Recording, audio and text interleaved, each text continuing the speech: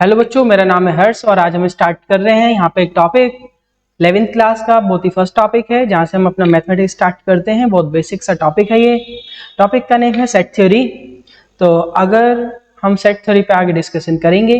Set theory के जो founder हैं वो हैं जॉर्ज कैंटर, तो एक रशियन मैथमेटिशियन है। सेट थ्योरी को अगर हम नॉर्मल वे में हम समझें तो मैं ये बोलता हूँ कि सेट है एक कैरी बैग। जिस तरीके से आप मार्केट से कुछ भी ऑब्जेक्ट बाय करके लाते हैं, तो परचेज करके लाते हैं, तो आपको एक कैरी बैग की नीड होती है उस सबको कैरी करने के लिए। उसी तरीके से अगर आपके पास नंबर्स हैं तो आप नंबर्स को जिस कैरी बैग में कैरी करोगे या उसको यूज करोगे तो आपको नीड पड़ेगी सेट की। ठीक है, तो सेट एक मीडियम है जिसमें आप नंबर्स को जो है कैरी कर सकते हैं। तो अगर हम इसकी डेफिनेशन की बात करें तो इसकी एक स्टैंडर्ड एनसीईआरटी डेफिनेशन है कि set is a well defined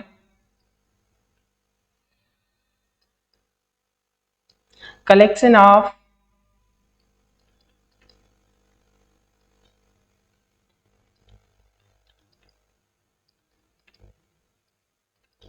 objects. देखो बच्चों, जो मैथमेटिक्स है वो एक जनरल वे में काम करता है। दैट्स वाई हम ये स्टैंडर्ड इक्वेशन के अंदर वेल डिफाइंड वर्ड यूज कर रहे हैं, क्योंकि अगर हम नंबर्स की बात करते हैं तो नंबर्स हमेशा वेल डिफाइंड ही होते हैं। जैसे 1 2 3 हम इंडिया में बैठ के 1 2 3 बोलते हैं, तो एक यूरोपियन स्टूडेंट या एक अफ्रीका का स्टूडेंट, अफ्रीका कॉन्टिनेंट का, वो भी 1 2 3 को ऐसे ही कंसिडर करेगा। लेकिन अगर हम इन जनरल वे में किसी और वे में सेट को अप्लाई कर रहे हैं डे टू डे लाइफ में, for example collection of writers, collections of teachers, collection of students, तो वहां पे हम ह्यूमन बीइंग को इंक्लूड कर रहे हैं या कुछ आर्टिफिशियल ऑब्जेक्ट को भी इंक्लूड कर सकते हैं। तब हम प्रॉपर डेफिनेशन की नीड होगी, इसलिए हमने यहाँ पे एक वर्ड ऐड किया है वेल डिफाइंड। अगर हम इस पूरी डेफिनेशंस को समझते हैं तो इसमें मेन 2 या 3 वर्ड्स मुझे दिखाई दे रहे हैं, की points: well defined, collection and ये डिस्टिंक्ट ऑब्जेक्ट्स। तो वेल डिफाइंड का मीनिंग होता है जो जिस तरीके से नंबर सब जगह सेम ही वे में डिफाइंड होते हैं, तो कोई भी ऑब्जेक्ट अगर सभी जगह सेम वे में डिफाइंड होता है, पर्सन टू पर्सन वेरी नहीं करता है ओपिनियन, देन हम उसको वेल डिफाइंड बोलते हैं। ओके, कलेक्शन मीन्स होता है कि आप ग्रुपिंग कर रहे हैं, कलेक्ट कर रहे हैं डाटा। डिस्टिंक्ट ऑब्जेक्ट्स मीन्स कि आप डिफरेंट डिफरेंट ऑब्जेक्ट्स को कलेक्ट कर रहे हैं। सेम ऑब्जेक्ट को भी हम कलेक्ट कर सकते हैं लेकिन उसको हम वन ही काउंट करते हैं। कलेक्शन के लिए हमें मोर देन टू ऑब्जेक्ट्स की नीड होती है, दैट्स व्हाई हम इसको ऐसा बोल रहे हैं। ठीक है, तो for example if we are collecting some group the alphabets of English language, so A, B, C, D and so on up to G. Okay, so set is always represented by capital alphabets and then elements, respective elements are represented by the small alphabets, and ये curly bracket हम use करते हैं normally set को represent करने के लिए। ठीक है, तो ये इसकी डेफिनेशन है। इसकी डेफिनेशंस पे हम क्या कर सकते हैं कि कुछ और रिप्रेजेंटेशन पे हम बाद में आएंगे। ठीक है, सेट में अभी हम बात कर रहे हैं सेट के अंदर कुछ और एग्जांपल्स की। For example if I am saying example a group of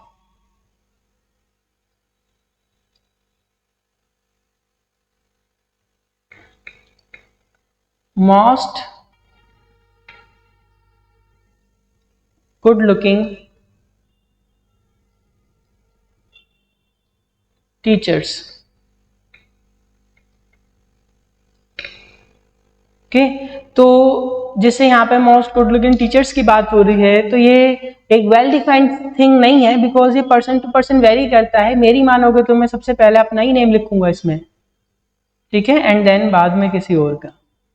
but ये person to person, student to student vary करेगा, तो इसलिए that is not a example of a set. Okay, इसी तरीके से हम एक और एग्जाम्पल लेते हैं, मोस्ट अ ग्रुप ऑफ, ठीक है, तो यहाँ पे थोड़ा इसको ठीक करते हैं। A group of most intelligent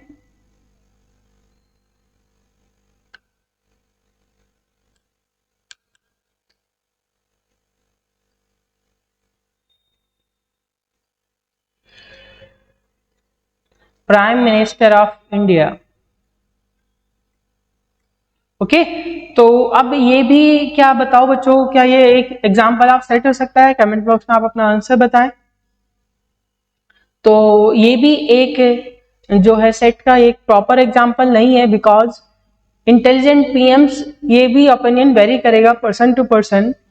तो अभी के लिए तो हम यहाँ पे एक एलिमेंट तो बिल्कुल लिख सकते हैं जो शायद नहीं वेरी करेगा, पीएम मोदी सर, ठीक है। उसके बाद यहाँ पे ओपिनियन चेंज हो सकता है, या मैं तो ये बोल रहा हूँ कि इसमें भी ये वेरी कर जाएगा फिर भी पीएम मोदी, ठीक है। तो ये भी एक प्रॉपर एग्जांपल ऑफ सेट नहीं है, लेकिन जब भी हमें कोई भी एग्जांपल लेते हैं हम नंबर्स का, तो वहां पे हमें इफ एंड बट वाली बात है नहीं, वो हमेशा वेल डिफाइंड रहता है। जैसे कि हमने कहा ग्रुप ऑफ 10 पॉजिटिव नंबर्स, तो इसमें हम लिख देते हैं 1 2 3 4 और ये 10 तक हम इसको लिखेंगे, ठीक है। तो इस तरीके से आप सेट की डेफिनेशन के थ्रू आप डिसाइड कर सकते हैं कि कौन सा कलेक्शन या ग्रुप आपका सेट है और कौन सा कलेक्शन एंड ग्रुप आपका सेट नहीं है, ठीक है। तो अब अगर हम बात करें रिप्रेजेंटेशन की, सेट को रिप्रेजेंट कैसे करना है, तो सेट को रिप्रेजेंटेशन के लिए हम रिप्रेजेंटेशन वाली स्लाइड पे जाते हैं। Its representation. So there are two ways to represent any set. First one, Rossel form, and second one, set builder form.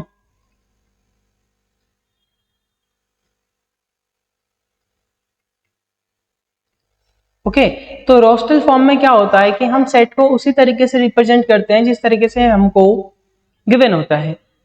जैसे कि अगर हमारे पास एक सेट आर है 1 2 3, तो ये रोस्टल फॉर्म है, ठीक है, जिसमें हमें element as it is represent किए होते हैं या दिखाई दे रहे होते हैं, वो आपका रोस्टल फॉर्म रहता है। अभी तक हमने जितने भी एग्जांपल लिखे हैं उनको हम रोस्टल फॉर्म में ही रिप्रेजेंट कर रहे हैं, ठीक है। एंड देन सेकंड वन वाला है set builder form. Set builder form में हम सेट के एलिमेंट्स को डायरेक्टली ऐसे रिप्रेजेंट नहीं करते हैं, उसको हम एक पैटर्न रहता है स्टैंडर्ड पैटर्न, और ये बुकिश लैंग्वेज भी रहती है सेट बिल्डर फॉर्म में किसी भी सेट को रिप्रेजेंट करना।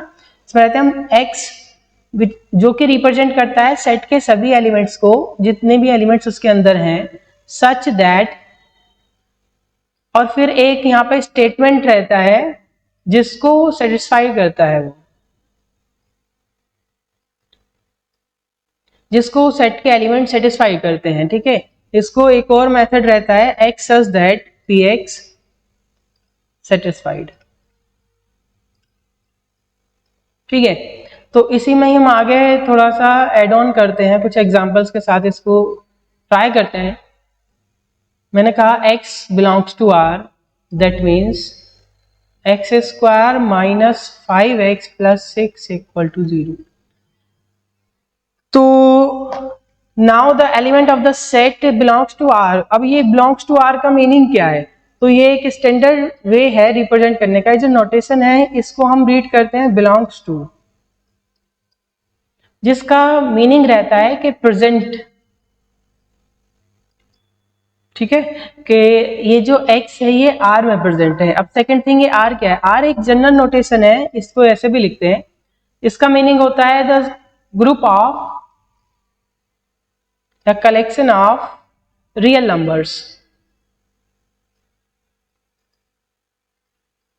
ठीक है। और उसके बाद चलो हम यहाँ पे जब नोटेशंस बता ही रहे हैं तो ये स्टैंडर्ड नोटेशंस सभी कुछ भी बता देते हैं। अगर हम नंबर सिस्टम की बात करते हैं तो नंबर सिस्टम में सबसे पहले जो हमारे पास कलेक्शन रहता है, और सबसे छोटा कलेक्शन भी हम उसको बोल सकते हैं, ठीक है। तो हम इसको एक ऐसे सर्कल्स की फॉर्म में समझाते हैं आपको, वो रहता है n natural numbers. Natural numbers are starting from the 1 and continue up to infinite 1 2 3 4 5 etc, ठीक है। एंड देन हम उसमें 0 ऐड करते हैं तो फिर हमें मिल जाते हैं होल नंबर्स, ओके।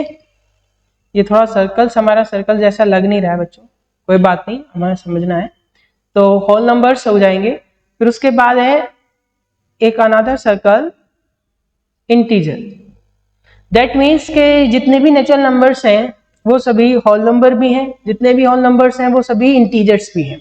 अब ये जो इंटीजर है, इंटीजर के बाद आपका आता है collection of irrational numbers, okay, और रेशनल नंबर भी ऑफ कोर्स। तो क्यू से हम रेशनल नंबर्स को रिप्रेजेंट करते हैं एंड टी से हम इरेशनल नंबर को रिप्रेजेंट करते हैं, और फिर आता है R. R means set of real numbers होता है, ओके। तो आर मीन्स रहता है set of real number,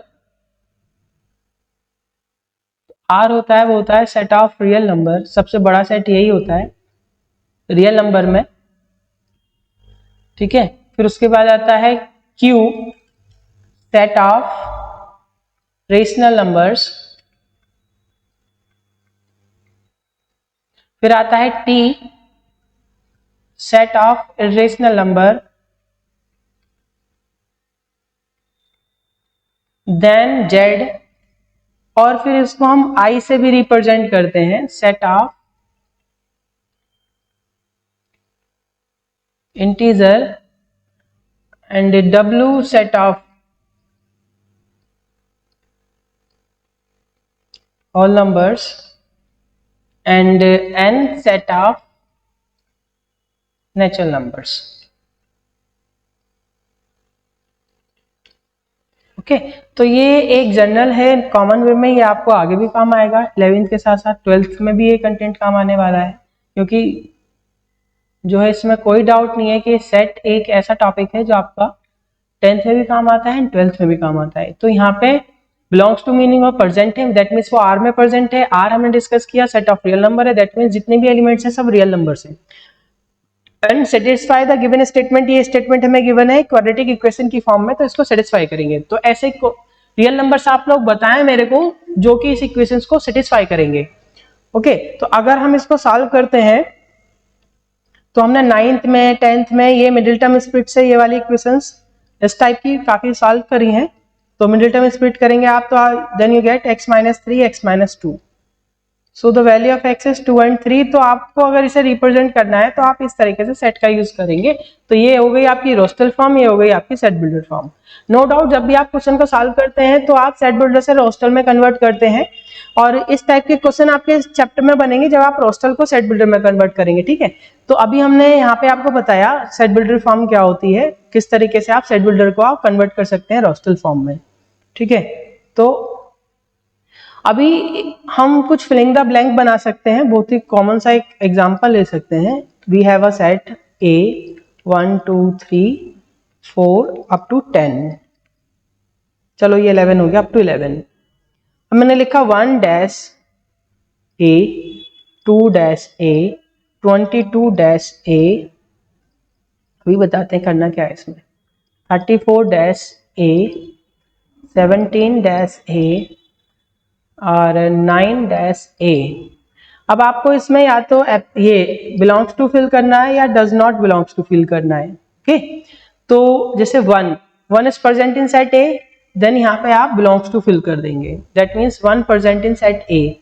second 2 belongs to A, that means बिल्कुल देखो यहाँ पे 2 दिखाई दे रहा है आपको, यहाँ पे 1 to 11 तक की नेचुरल नंबर्स है, काउंटिंग है, तो यहाँ पे 2 भी ए के अंदर प्रेजेंट है, then belongs to. 9 belongs to A because 9 is also present inside A. But when you talk about the number 34, तो that number does not belongs to A. बच्चों ये 34 इसमें belong नहीं करेगा क्योंकि इसमें 1 to 11 तक की काउंटिंग है, तो 34 तो 11 के बाद आएगा, तो वो तो इस सेट के अंदर प्रेजेंट नहीं है। 17 बताओ, is 17 present in set A? तो your answer is no sir. तो 17 is also does not present to set A. तो 22 भी सेट A के अंदर प्रेजेंट नहीं है बच्चों, ठीक है। तो इस तरीके से ये नोटेशन यूज होता है, ये ऐसा क्वेश्चन आपके एनसीईआरटी में भी है फर्स्ट एक्सरसाइज में, तो हमने ये डिस्कस किया है बच्चों, ठीक है। तो ये कॉमन से नोटेशन है, आप इससे बहुत जल्दी जो है यूज टू हो जाओगे आप इसके, कोई इतनी बड़ी वाली बात है नहीं।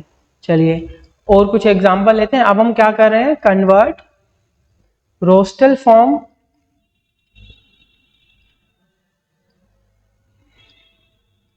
इनटू सेट बिल्डर फॉर्म,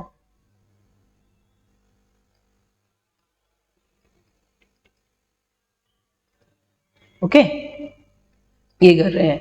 तो अब हमने क्या बोला कि suppose we have a set A 1 2 3 up to 10, इसको आपको कन्वर्ट करना है। तो देखो आप इसको ऐसे लिख सकते हो x such that x belongs to n। n means set of natural number, क्योंकि हमने क्या ऑब्जर्व करा कि यहाँ जितने भी एलिमेंट्स हैं वो सब नेचुरल नंबर्स हैं, 1 से स्टार्ट हो रहा है 10 तक जा रहा है, ठीक है। तो n belongs to n, but natural numbers तो अनकाउंटेबल होते हैं, काउंट ही नहीं कर सकते तो चलते रहेंगे, ठीक है। हमें सिर्फ स्टार्टिंग के टाइम लेने हैं, तो हम यहाँ पे लिख सकते हैं कि x लेस देन 11, ओके।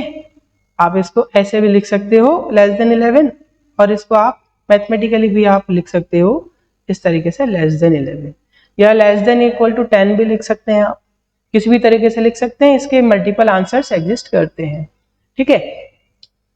और हम कोई क्वेश्चंस देते हैं, चलो आपको ये तो हो गया फर्स्ट पार्ट, सेकंड पार्ट भी बनाते हैं, चलो एक, ठीक है। चलो एक नेक्स्ट पेज का यूज कर लेते हैं, ठीक है। तो अब हमने एक बी बना लिया, बी में हमने लिख दिया x belongs to R such that x square plus 1 equal to 0, ठीक है। x square plus 1 equal to 0। अब इसका क्या मीनिंग है कि जो हमारे पास एलिमेंट है वो एक रियल नंबर है बच्चों, ठीक है, और इस इक्वेशन को सेटिस्फाई करता है x square plus 1 equal to 0 को ना।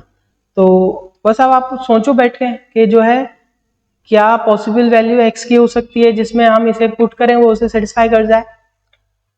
तो सोचो बच्चों, बहुत बढ़िया प्रॉब्लम है, पता है ये मैथमेटिक्स के वर्ल्ड में काफी टाइम तक अनसॉल्व रही थी ये प्रॉब्लम, और इसका फर्स्ट सॉल्यूशन हमें दिया था डब्ल्यू हैमिल्टन ने, ठीक है। एक मैथमेटिशियन है डब्ल्यू हैमिल्टन, उन्होंने इसका सॉल्यूशन दिया था। और आप लोग आगे ये स्टडी करोगे, पूरा एक चैप्टर बन गया है इस इक्वेशंस के ऊपर, ठीक है, विच नेम कॉम्प्लेक्स नंबर। चलिए, तो अभी अगर किसी भी नंबर का स्क्वायर है, एज वी नो दैट कि if we have any number, इसका हम स्क्वायर कर देते हैं तो वो ग्रेटर देन इक्वल टू 0 जाएगा, वो या तो 0 आएगा या उससे ग्रेटर, वो कभी भी नेगेटिव नहीं आ सकता। तो जो एक्स स्क्वायर प्लस 1 है दैट इज 0 प्लस 1, तो x square plus 1 greater than 1 रहने वाला है या इक्वल टू 1, तो ये कभी भी 0 के इक्वल तो होगी नहीं ये वैल्यू, इस एक्सप्रेशन की वैल्यू। तो दैट मीन्स कि इसका कोई रियल सॉल्यूशन ही नहीं है, कोई भी रियल नंबर ऐसा ही नहीं जो सेटिस्फाई करे। तो उस केस में हम इसमें क्या एलिमेंट लिखें सर? हाँ भाई, बात तो ठीक है आपकी, इसमें क्या एलिमेंट लिख सकते हैं? तो उसमें जब कोई एलिमेंट ही नहीं है तो हम क्या ही लिखेंगे बच्चों। तो ये इस तरीके से रहता है, ठीक है। ये है एम्प्टी सेट, इसको हम बोल देते हैं एम्प्टी सेट, ठीक है। इसका एक रिप्रेजेंट भी है, ये है इसका नोटेशन, ठीक है, इसे बोलते हैं हम, ठीक है, इसे हम बोलते हैं फाई। तो ये है वॉइड, इसको हम एम्प्टी सेट भी बोलते हैं, वॉइड सेट भी बोलते हैं। तो अब हम कहीं ना कहीं मूव कर रहे हैं बच्चों टाइप ऑफ सेट्स के ऊपर, ठीक है। तो अब हम मूव कर रहे हैं कहां पे? टाइप ऑफ सेट्स पे। ये एक अनदर टॉपिक आ गया, ठीक है। तो बच्चों ये जो टॉपिक है ये आपकी फाउंडेशन है रिलेशन एंड फंक्शन के लिए, और आगे जाके कोई भी चीज स्टार्ट होती है तो वो फंक्शन से ही स्टार्ट होती है। तो बहुत इंपॉर्टेंट टॉपिक हो जाता है इसलिए 11th क्लास का एंड 12th क्लास के लिए भी, ठीक है। तो अगर हम टाइप ऑफ सेट्स की बात करते हैं तो मेन अगर हम डिवाइड कर रहे हैं तो 2 टाइप के होते हैं भाई। एक तो होता है फाइनाइट सेट और एक होता है इनफाइनाइट सेट। फाइनाइट सेट को हम कभी कभी काउंटेबल सेट भी बोलते हैं, इनफाइनाइट सेट को हम कभी कभी अनकाउंटेबल सेट भी बोलते हैं। इसके देखो नेमिंग में ही इसका मीनिंग है। Finite set means which have finite elements, ठीक है। जैसे अभी तक हमने जो भी आप लोगों के सामने सेट के एग्जांपल्स लिए हैं क्वेश्चन सॉल्व करते हुए, तो अब देखो इसमें 5 एलिमेंट्स हैं, काउंटेबल एलिमेंट्स हैं, तो इसको हम बोलते हैं फाइनाइट सेट या काउंटेबल सेट। यहीं पे अगर मैं लिख देता हूं B such that 1 2 3 up to so on, ये कभी भी एंड नहीं हो रहा, यहाँ पे जो है लास्ट एलिमेंट नहीं है हमारे पास, दैट इज इनफाइनाइट सेट या अनकाउंटेबल सेट, ओके बच्चों।